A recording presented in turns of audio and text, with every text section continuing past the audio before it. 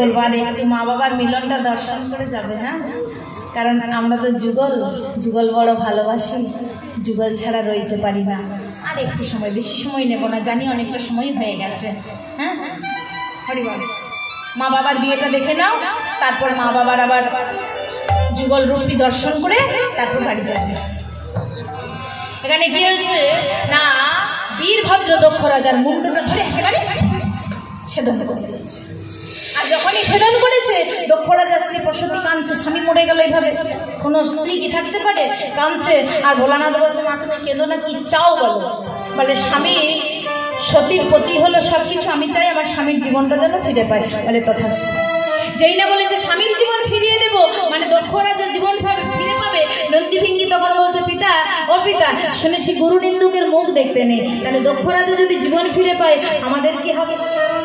শেষে কিনা গুরু নিন্দুকের মুখ দেখবো, দক্ষ রাজার মুখটা দেখবো? বলে না, সে ব্যবস্থা করে দিচ্ছি। বীরভদ্রকে বললো, বীরভদ্র একটা ছাগলের মুন্ড কেটে নিয়ে এসে দক্ষ রাজার স্কন্ধে বসিয়ে দাও। বীরভদ্র দক্ষ রাজার স্কন্ধে একটা ছাগলের মুন্ড বসিয়েছে। দক্ষ রাজা জীবনে ফিরে পেয়ে গেল। আর যখনই জীবনে ফিরে পেয়েছে, এবার ভোলানাথকে দেখতে পেয়ে ভোলানাথের স্তব স্তুতি পূজা অর্চনা করছে, কারণ অনুশোচনাই হলো পাপের প্রায়শ্চিত্ত। এত বড় একটা বিপদ হলো, তারপর আবার জীবন ফিরে পেল, তাই ভোলানাথকে প্রণাম করছে। আর ছাগলের বদনে যখনই কথা বলছে মা, ছাগল চিৎকার করলে কি হয়? জিভটা বেরিয়ে আসে। হ্যাঁ, আজকে দক্ষ রাজা কি করছে? ছাগলের বদনে কথা বলছে, মানে জিভটা বেরোচ্ছে। আর যখনই জিভটা বেরোচ্ছে, রমণীগণ হাসছে। আর রমণীগণের হাসা দেখে দক্ষ রাজা ক্রোধান্বিত হয়ে গেল। বলে রমণীগণ, আমার জিভ বেরোনো দেখে তোমরা হাসছো? তোমাদের অভিশাপ করছি, তোমরা যখন উলুধ্বনি দেবে আমার মতো জিভ বেরোবে। তাই মায়েরা উলুধ্বনি দেওয়ার সময় শত চেষ্টা করলো, জিভ ভেতরে থাকবে না বেরোবে। কেন? কারণ এটা দক্ষ রাজার অভিশাপ, তাই তো? তাহলে এখানে দক্ষ রাজার জীবন ফিরে পেয়ে গেল, কিন্তু ছাগলের মুন্ড হলো কেন হলো? ক্রোধের জন্য হলো। হ্যাঁ, তাই এখানে ভোলানাথ কি করেছে না, সতীর দেহটা স্কন্ধে নিয়েছে। দক্ষ রাজার জীবন ফিরিয়ে দিল, এবার সতীর দেহটা স্কন্ধে নিয়ে উন্মাদের মতো ছুটে চলে যাচ্ছে। আর এদিকে পদ্মজনী ব্রহ্মা দেখছে, এই তো ভোলানাথের আজকে সতীর দেহটা ভোলানাথ কি করেছে না, স্কন্ধে নিয়েছে, কিন্তু তাণ্ডব নৃত্য এখনো শুরু করেনি। আর যদি তাণ্ডব নৃত্য শুরু করে দেয় তাহলে পৃথিবী রসাতলে চলে যাবে। তাই এই বিপদ থেকে রক্ষা করতে পারে একমাত্র শিব বিষ্ণু। তাই বিষ্ণুকে আহ্বান করছেন পদ্মজনী ব্রহ্মা ওই তাণ্ডব নৃত্য থামাবার জন্য। কেমন? কোথা হে পুণ্ডরীকাক্ষ কমলাডপতি, কোথা হে পুণ্ডরীকাক্ষ কমলাডপতি, চক্রধারী চক্রধরে এসো শীঘ্র গতি, চক্রধারী চক্রধরে এসো শীঘ্র গতি, চক্রধরে এসো হরি, নইলে সৃষ্টি বিনাশ হবে গো, চক্রধরে এসো হরি, নইলে সৃষ্টির বিনাশ হবে গো, চক্রধরে এসো হরি, নইলে সৃষ্টি বিনাশ হবে গো, চক্রধরে এসো হরি, নইলে সৃষ্টির বিনাশ হবে গো, চক্রধরে এসো হরি। আজকে পদ্মজনী ব্রহ্মার ডাকে সাড়া দিলেন শ্রী বিষ্ণু। যেই না শ্রী বিষ্ণু এসেছে, এমন সময় সুদর্শন চক্র ছেড়ে দিয়েছে। আর সেই সুদর্শন চক্রে সতীর দেহটি খণ্ড খণ্ড কেটে যাচ্ছে। মায়ের দেহটি খণ্ড খণ্ড করে কেটে 51 জায়গায় পড়েছিল, যার জন্য ভারতবর্ষে 51টি পীঠস্থান হয়েছিল। অবশিষ্ট অংশ ভোলানাথের সামনে রইল না। তাই ভোলানাথ প্রধান্বিত হয়ে বলে, শ্রী বিষ্ণু তুমি আমার সতীকে কেড়ে নিলে, তুমি জানো না বিষ্ণু সতী হারার কি যন্ত্রণা, আমি তোমায় অভিশাপ করছি, তুমিও একদিন লক্ষ্মী হারা হবে। এবার ভোলানাথ কি করছে না, প্রধান্বিত হয়ে উন্মাদের মতো ছুটছে। সতীহারা ভোলানাথ উন্মাদের মতো ছুটছে, ছুটতে ছুটতে ছুটতে ছুটতে যেই না একটা পাথরের উপরে পা দিয়েছে, তারপরে চড়ে উঠল। সে পাথর ফেটে এক অসুর সৃষ্টি হলো, হুঙ্কার করে উঠলো, কে আমি? ভোলানাথ চমকে উঠলো, চরণ স্পর্শে পাথর ফেটে অসুর। তাই আজকে থেকে নাম দিল তারকাসুর। যাও তুমি স্বর্গে দেবতাদের পরাজয় করে নারায়ণের কাছ থেকে লক্ষ্মীকে হরণ করে তোমার সিংহাসনে বসাও, আর নারায়ণকে বুঝিয়ে দাও সতীহারার কি যন্ত্রণা।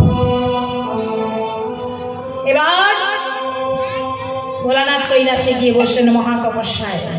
আর এদিকে তারকাসুরের অত্যাচারে পৃথিবী হচ্ছে জর্জরিত। তারকাসুরের অত্যাচার দেবতাগণ সহ্য করতে পারছে না। সমস্ত দেবতাগণ পদ্মজনী ব্রহ্মার কাছে গিয়ে বলে রক্ষা করো, ত্রাহি না, ত্রাহি না। সমস্ত দেবতাগণ ব্রহ্মাকে বলছে রক্ষা করো। ব্রহ্মা বলছে আমি একা।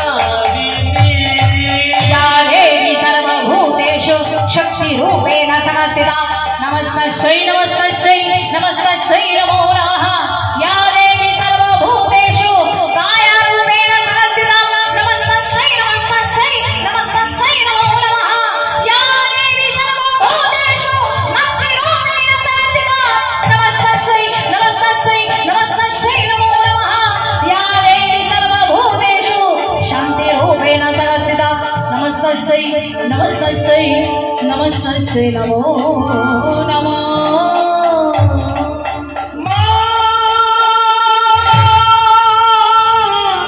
দেখা দে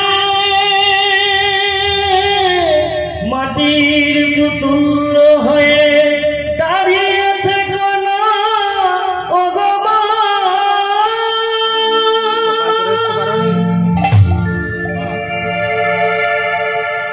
সমস্ত দেবতাগণ মহামায়ার সরস্বতী পূজা অর্চনা করলো। মা তখন দেবতাগণদের জানালো তোমাদের সরস্বতী পূজা অর্চনায় সন্তুষ্ট হয়েছে, আমি যাচ্ছি, যেতে আমাকে হবে। হিমালয় গিরিরাজের কন্যা রূপে আমি জন্ম নেব, নাম হবে আমার পার্বতী।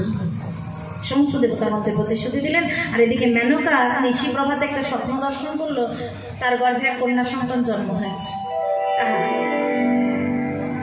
10 মাস 10 দিন পরে একটি কন্যা সন্তান প্রসব করেছে, কিন্তু সেই কন্যাটি হচ্ছে ত্রিনয়নী, 3টি নয়ন। দেখতে দেখতে মায়ের বয়স 8 বছর পার হয়ে 9 বছর, মেয়ের বিয়ে দিতে হবে। গিরিরাজ চিন্তা করছে, কিন্তু মা বাবার বিয়ে দেবে কে?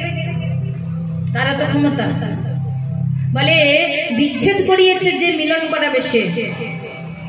তাহলে মা বাবার মধ্যে বিচ্ছেদ কে করালো? মায়েরা নারদ। মিলন করাবে নারদ।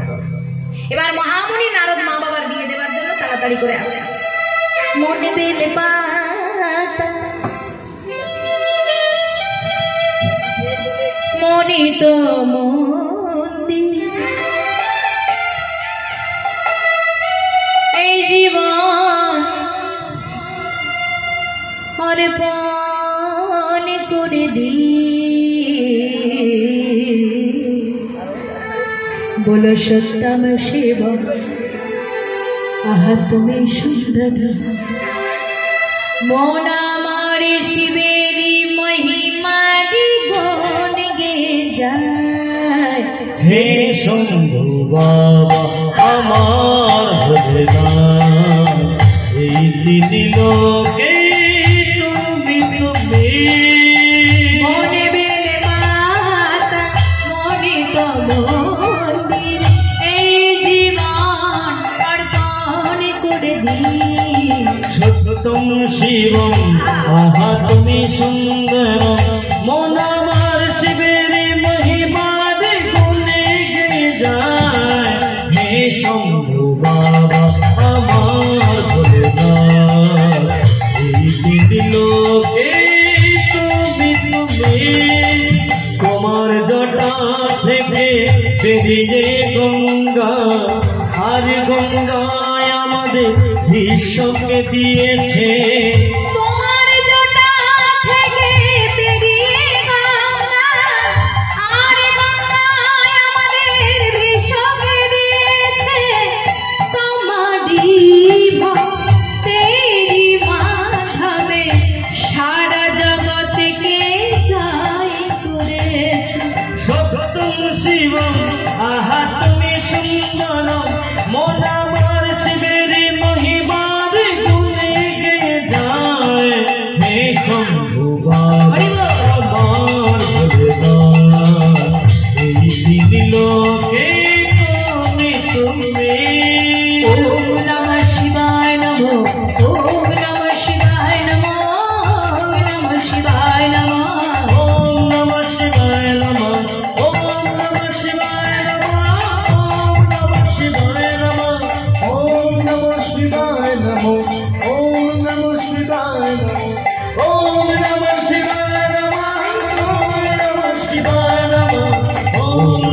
শিবায় নমঃ ওম নমঃ শিবায় নমঃ ওম নমঃ শিবায় নমঃ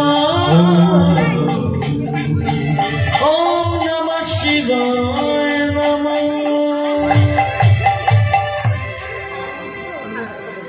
এবার নারদ মুনি এসে বলছে, এই যে